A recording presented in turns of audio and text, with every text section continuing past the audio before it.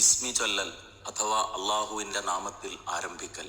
അബൂബക്കർ സുദ്ദീഖ് റളിയല്ലാഹു അൻഹുവിൻ്റെ കാലത്ത് ഖുർആൻ ക്രോഡീകരിച്ചെഴുതപ്പെട്ട ഒന്നാമത്തെ മുസ്ഹഫ് മുതൽക്കുള്ള എല്ലാ മുസ്ഹഫുകളിലും സൂറത്തു തൗബ ഒഴിച്ച് മറ്റുള്ള 113 സൂറത്തുകളും ആരംഭിക്കുന്നത് ബിസ്മി കൊണ്ടാകുന്നു.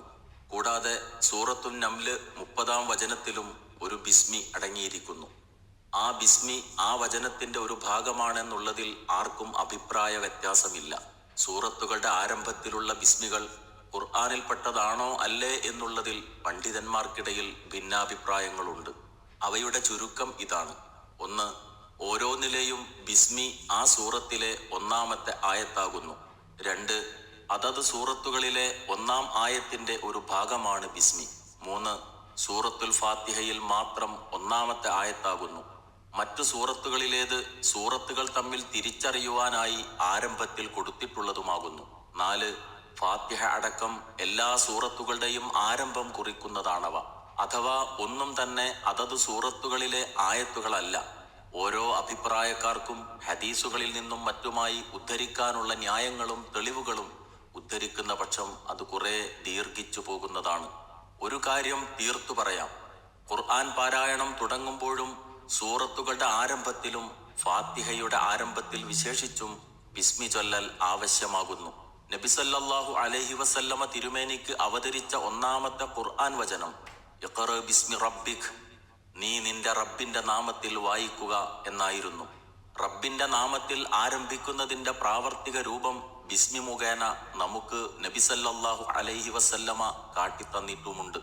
നബി സല്ലല്ലാഹു അലൈഹി വസല്ലമയുടെ ഖുർആൻ പാരായണത്തെപ്പറ്റി ചോദിക്കപ്പെട്ടപ്പോൾ തിരുമേനി പാരായണം ചെയ്തിരുന്നത് നീട്ടിക്കൊണ്ടായിരുന്നുവെന്ന് അനസ് റളിയല്ലാഹു അൻഹു പ്രസ്താവിച്ചതായും അനന്തരം അദ്ദേഹം ബിസ്മില്ലാഹി എന്നും അർ-റഹ്മാനി എന്നും അർ-റഹീം എന്നും നീട്ടിക്കൊണ്ട് ചൊല്ലിക്കാട്ടിയതായും ബുഖാരി റഹിമഹുല്ലാഹ് രേഖപ്പെടുത്തിയിരിക്കുന്നു. തിരുമേനി ബിസ്മിയോടുകൂടിയാണ് ഖുർആൻ പാരായണം ചെയ്തിരുന്നതെന്നാണ് ഇതിൽ നിന്ന് മനസ്സിലാക്കുന്നത്. കൂടാതെ ഉമ്മു സലമ റളിയല്ലാഹു അൻഹായിൽ നിന്ന് അഹ്മദ്, അബൂദാവൂദ്, ഹാക്കിം റഹിമഹുമുല്ലാഹ് മുതലായവർ ഉദ്ധരിച്ച ഒരു ഹദീസിൽ തിരുമേനിയുടെ ഓത്ത് മുറിച്ചുകൊണ്ട് അഥവാ ആയത്തുകൾ തമ്മിൽ കൂട്ടിച്ചേർത്തോതാതെ ആയിരുന്നുവെന്ന് അവർ പറഞ്ഞതായും ബിസ്മിയും ഫാത്തിഹയിലെ 2 ആയത്തുകളും ഓതിക്കൊണ്ട് അതിനവർ ഉദാഹരണം കാട്ടിക്കൊടുത്തതായും വന്നിരിക്കുന്നു. ഖുർആൻ പാരായണ വേളയിൽ മാത്രമല്ല, നല്ലതും വേണ്ടപ്പെട്ടതുമായ ഏതൊരു കാര്യം തുടങ്ങുമ്പോഴും അത് അള്ളാഹുവിന്റെ നാമത്തിൽ ആരംഭിക്കേണ്ടതാണെന്ന് അഥവാ ബിസ്മിയോടുകൂടി തുടങ്ങണമെന്ന് നബി സല്ലല്ലാഹു അലൈഹി വസല്ലമ തിരുമേനിയുടെ ചര്യയിൽ നിന്ന് പൊതുവിൽ അറിയപ്പെട്ട ഒരു സംഗതിയാകുന്നു. ചില പ്രത്യേക സന്ദർഭങ്ങളിൽ ബിസ്മി ചൊല്ലുവാൻ നിർദ്ദേശിക്കുന്ന ഹദീസുകളും നിലവിലുണ്ട്. ജലപ്രളയത്തിൽ നിന്ന് രക്ഷപ്പെടുവാനായി അള്ളാഹുവിന്റെ കൽപ്പനപ്രകാരം നൂഹ് അലൈഹിസ്സലാം കപ്പലിൽ കയറിയപ്പോൾ ബിസ്മില്ലാഹി എന്നു പറഞ്ഞതായി സൂറത്തു ഹൂദ് 41 വചനത്തിലും യമനിലെ രാജ്ഞിക്ക് സുലൈമാൻ അലൈഹിസ്സലാം അയച്ച കത്തിന്റെ ആദ്യത്തിൽ ബിസ്മി മുഴുവനും എഴുതിയിരുന്നതായും സൂറത്ത് നംല് 30-ാമത്തെ ആയത്തിലും അള്ളാഹു പ്രസ്താവിച്ചിരിക്കുന്നു.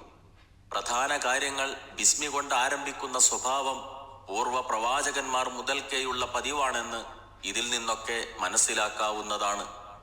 നല്ല കാര്യങ്ങൾ അള്ളാഹുവിന്റെ നാമത്തിൽ ആരംഭിക്കുന്നതിൽ പല യുക്തിരഹസ്യങ്ങളും അടങ്ങിയിട്ടുണ്ടെന്ന് അല്പം ആലോചിച്ചാൽ ആർക്കും മനസ്സിലാകും.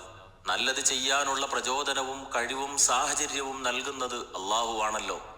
ഈ അനുഗ്രഹത്തിന്റെ സ്മരണയും അതിനുള്ള ഒരു നന്ദിയുമായിരിക്കും അത്. ആരംഭിക്കുന്ന കാര്യം വേണ്ടതുപോലെ നിറവേറ്റുവാനുള്ള സഹായം, അതിന് പ്രതിബന്ധമായി തീരുന്ന കാര്യങ്ങളിൽ നിന്നുള്ള രക്ഷ, പ്രത്യേകിച്ചും പിശാചിന്റെ ഇടപെടലിൽ നിന്നുള്ള കാവൽ, ആ കാര്യം അള്ളാഹുവിങ്കൽ സ്വീകാര്യമായതായിരിക്കുവാനുള്ള ഭാഗ്യം, ഇതെല്ലാം അള്ളാഹുവിൽ നിന്ന് മാത്രം ലഭിക്കേണ്ടുന്നവയാണ്. ആ നിലക്ക് അവന്റെ നാമവും അവന്റെ കൃപാകടാക്ഷവും ഓർത്തും ഉച്ചരിച്ചും കൊണ്ടുള്ള ശുഭസൂചകമായ ആ തുടക്കം അതിന്റെ പര്യവസാനം ശുഭകരമായി തീരുവാനും കാരണമാകുന്നതാണ്. ഒരാൾ ഒരു സൽക്കാര്യം തന്നെ ചെയ്യുന്നുവെന്ന് വെക്കുക. ആ അവസരത്തിൽ അള്ളാഹുവിനെ കുറിച്ചുള്ള വിചാരവികാരമൊന്നും കൂടാതെയാണ് അയാൾ അത് ചെയ്യുന്നതെങ്കിൽ ആ കാര്യം ചെയ്തതിന്റെ പേരിൽ അള്ളാഹുവിന്റെ പ്രീതിക്കോ പ്രതിഫലത്തിനോ അയാൾക്ക് അവകാശമില്ല. നമസ്കാരത്തിലാകുമ്പോൾ ബിസ്മി ഉറക്കെ ചൊല്ലുന്നതോ അതോ പതുക്കെ ചൊല്ലുന്നതോ നല്ലത്? ഇതിൽ പണ്ഡിതന്മാർക്കിടയിൽ ഭിന്നാഭിപ്രായമാണുള്ളത്.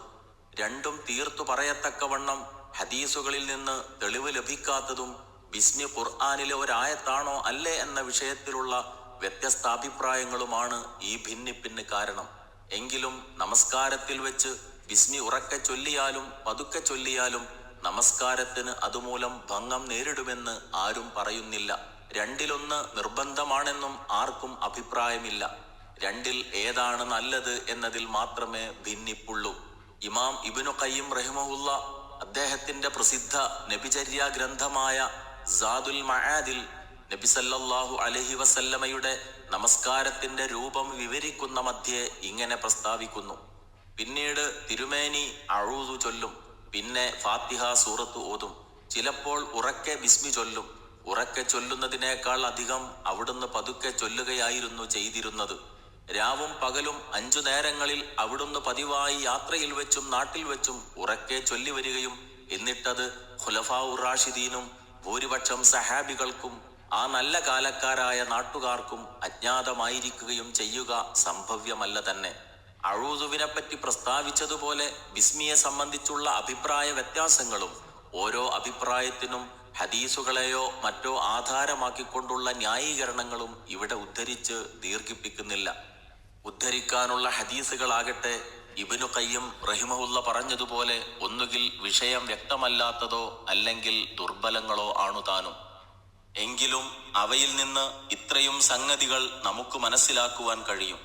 ഒന്ന്, സൂറത്തുകളുടെ ആരംഭങ്ങളിലുള്ള ഓരോ ബിസ്മിയും സൂറത്തിലെ ഓരോ ആയത്തോ ആയത്തിന്റെ ഭാഗമോ ആണെങ്കിലും അല്ലെങ്കിലും ശരി, അവ പൊതുവിൽ ഖുർആനിൽ ഉൾപ്പെട്ടതും അതോടൊപ്പം സൂറത്തുകളുടെ തുടക്കം കുറിക്കുന്നതുമാകുന്നു.